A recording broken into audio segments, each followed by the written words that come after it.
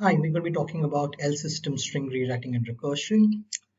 Recursion is something that you've heard before. L systems and string writing are two terms that we've not heard before. And through the course of this talk, these are the two terms that you're going to be acquainted with. String rewriting is a term mentioned in the title of this talk. L systems is the primary focus of this. So what are L systems? So the story of L systems begins not in computer science, but in biology. So these are organisms called filamentous organisms. So basically these are organisms that have various filaments that attach to it. Like you can see the three, like a sea algae, a filamentous algae, which is underwater, and a hydra. All the three of them have these filaments that keep branching out. So these are organisms of interest to biology. So Lindenmayer was a biologist who was interested in studying development of filamentous organisms. And so to understand how filaments grow in an organism, he proposed a mathematical theory of the development. So how do these filaments develop in an organism? And to kind of understand this development, what he did was he observed that at various stages of the development, they resemble what are called self-similar systems. So just a brief elaboration, what are these self-similar systems? Mandelbrot was a mathematician and he wrote this nice, lovely, cute article called Fractal Geometry of Nature, in which he said that in each piece of a shape is geometrically similar to the whole. Okay, so when a larger shape is basically made out of smaller pieces which are of the same shape at some structural level, and both the shape and the cascade that generate it are self-similar, then we call a system a self-similar system. Just an example. So you look at this Y-shaped structure here. Now using this Y-shaped structure, you can actually putting these two Y at the corners of itself. Okay, so where these Y's branch out, you can kind of put it together, you kind of create this other structure. Like for instance, if you can look at these two circles, you can have the Y shape. So you have this original Y shape and then you have two Y shapes that kind of branch out of it. So just Y's that are replicated across each other. Then you have this other structure in which, for instance, you have this smaller shape which actually resembles the previous shape, and for instance you have this larger structure in which, for instance, now this smaller branch of it, at each point it keeps branching out, and when it branches out, it actually branches out resembling the previous Y shape. So you have these Y shapes that keep getting added to it, and it keeps branching out in this fashion. And again it branches out. For instance, the structure that you see at this leaf, which is circled, is basically similar to the structure that you see at this level. So where do you see such systems? So one example is basically trees. When you see trees, they actually branch out in a fashion that's quite similar to that. The larger structure of the tree resembles the smaller structure at each node of the tree. And you often see it in these very exotic, lovely, cute trees. It's of course the structure is a little more prominent, as you see on the upper side of this picture on the left. Another important example that is of interest to mathematicians, and those of you who attended Tulsi's talk a while back on fractals would remember that there's a triangle, and what you do here is that you actually take out the middle of the triangle. You take out this triangle which is marked in blue, which is at the center of the triangle, and you basically chop it out of the larger triangle. Now you have these three remaining triangles. Now in each of these, you keep chopping out the middle. Like you see another iteration, which is basically you kind of repeat this process once again, and you do it again. And you can consecutively do it again and again to generate more and more figures. So for instance, you can see from the left to right, as you increase the number of iterations, it can become more and more ornamental and complex, like the figure that you see on the extreme right. So how do you really generate these images in Python? Because essentially this is a class on computer science and not biology or mathematics, right? So the first question is, what you do is that in the very first stage, you take these images and you convert these images to symbolic schema. Okay, and from the symbolic schema itself, you have a way of reinterpreting the images. And at step 2, you write a Python code for the symbolic schema, and at the step 3, you write a Python interpreter for these rules. So what exactly are the symbolic schema that we were referring to? So L systems formally refers to the symbolic schema through which you can actually generate these recursive structures or images. So before we actually elaborate on what a formal definition of an L system is, we kind of give you some examples of L systems. So for instance, consider this L system, which consists of two symbols, A and B. These are just two alphabets. And we have this notion of words. So word consists of any two alphabets which are put together. Okay. A word need not have any fixed length, and it need not have any fixed order in which you're putting together alphabets. And it need not make any verbal sense of it, right? I mean, you can have any words like A, B, or A, or B, A. It can be in any order that you wish, okay? And you have your initial input that you specify, and that's given by the axiom A. And then you have two rules of conversion. That is, wherever you have A can be replaced by ABA, and wherever you have B can be replaced by BBB. Okay, so what exactly does this really mean in action? Okay, so for instance, just look at the axiom. So axiom, as we stated before, refers to the original input. So your original input is A, and now you actually go back to the first rule that you see circled on the screen. So A gets converted to ABA. You apply the first rule. So when you apply a rule, alphabet that here you have gets modified to this word ABA. Now, how do we really iterate this rule or generate more words from this given word? So you look at this word ABA. Okay. So the very first letter is A. And you have the first rule which tells you that wherever you have A, you replace it by ABA. You rewrite it by ABA. So which is essentially what happens here. So A gets written by ABA, which you can see marked on the green at the bottom. Then you have B, it's a second letter. So since you have B, you actually refer to the rule second now. So because the second rule here that you see circled gives you how you actually convert B to a new word. So B becomes BBB. A again becomes ABA. Okay.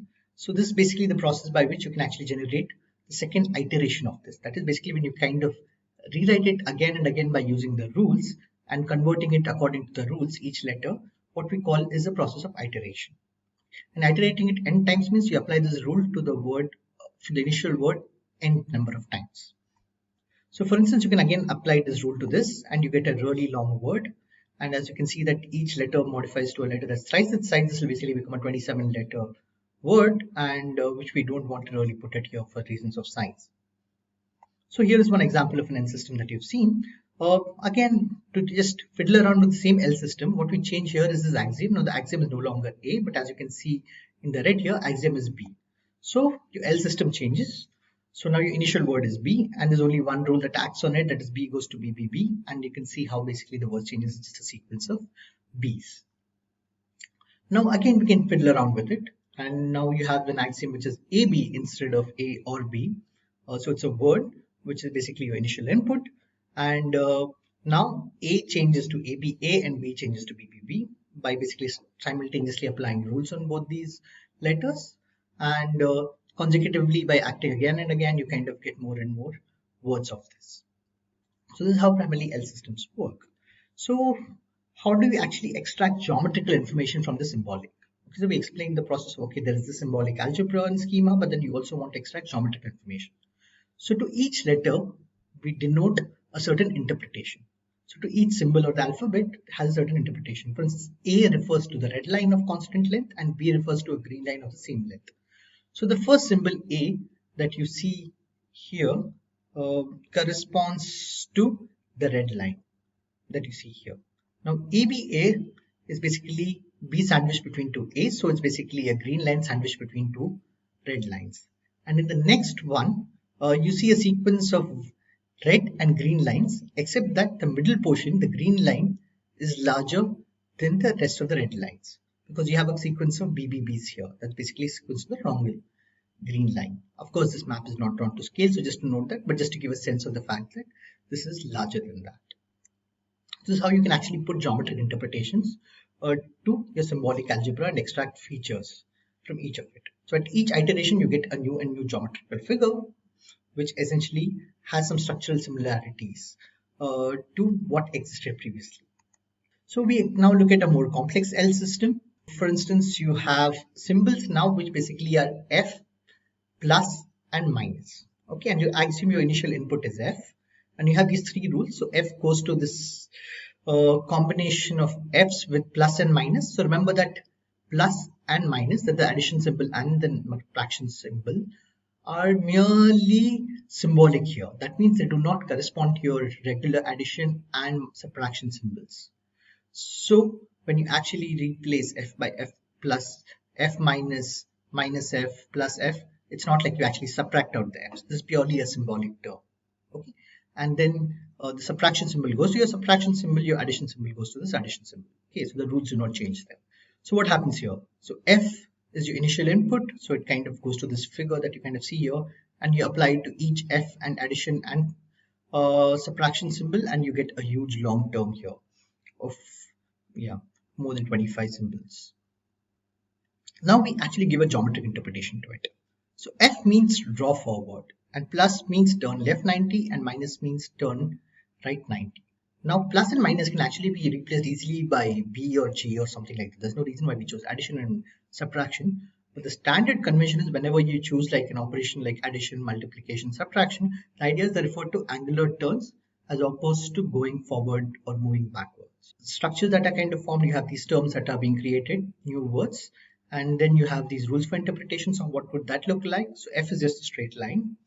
Now for the second one, what you have is this lovely figure that you see here. It's like a square cusp, and then it becomes a slightly more ornamental figure as you kind of increase the number of iterations, and this is basically how you generate a more complex L systems. We can relook the same L system now by just changing the initial input with F plus F plus F plus F. Now what this actually does is it just creates a square, because at each point you're just turning 90 degrees and just going forward again, and you do this 4 times, so you get back a square. Now when you actually apply the same rules on this, the terms that you get are going to produce the figures that you see here. And if you iterate it enough number of times, it becomes a lot more ornamental, and this is the figure which is called the chord square. So an L system is specified with the following. You have alphabets, which are a finite set of symbols, which are basically A, B, plus, minus. You can have G, F, X, Y, Z, W, whichever ones you want.